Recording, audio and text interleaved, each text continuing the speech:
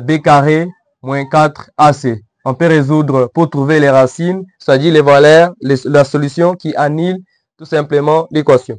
Et voilà, vous allez voir que ça pourra vous donner des inconnus, soit des variables qui doivent être utilisées pour que cette équation puisse donner 7. C'est pratique.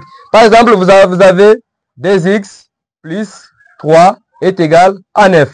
Déjà, c'est une équation du premier degré. Alors, qu'est-ce que nous aurons? Nous aurons tout simplement, ici, c'est très simple. Nous aurons à trouver x aura comme valeur, si nous prenons par exemple, cette fois-là, prenons par exemple, ici nous avons 2. Si nous avons 2 ici nous avons 8, ce qui est simple pour que vous puissiez comprendre. Ici, qu'est-ce que nous aurons? Il faudra quelle valeur peut-on donner à x pour que ça puisse donner 8? Ici, c'est pratiquement 4, si je n'abuse pas. C'est 3, voilà, c'est 3. Si vous prenez 3, vous remplacez là qui a x, qu'est-ce que vous aurez? 2 fois 3 plus 2 est égal à 8. 2 fois 3, 6. 6 plus 2, ça va donner 8.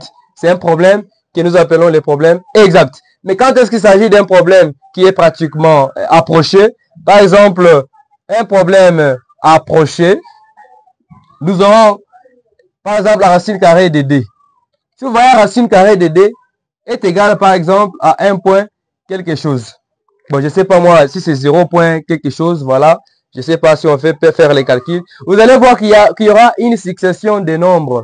C'est-à-dire, les nombres ne seront pas limités.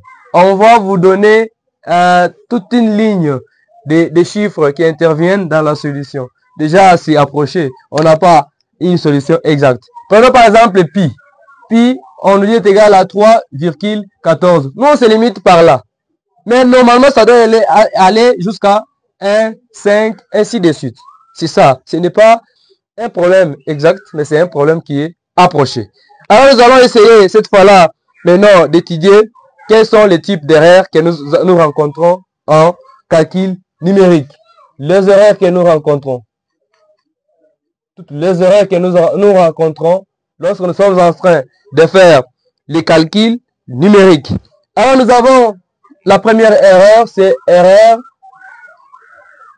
d'arrondi. Erreur d'arrondi. C'est quoi une erreur d'arrondi? C'est pratiquement une erreur qui intervient lorsque, par exemple, après avoir réalisé un calcul, il y a une suite de nombres, mais vous vous limitez à une certaine valeur. Il y a déjà une erreur qui intervient. Par exemple, pi qui est donné par 3,14. Nous, on s'arrête ici. Mais normalement, ça va jusqu'à 15. Ainsi de suite. Par exemple, il y a 926.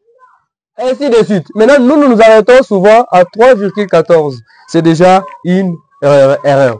Il y a aussi l'autre erreur qui est l'erreur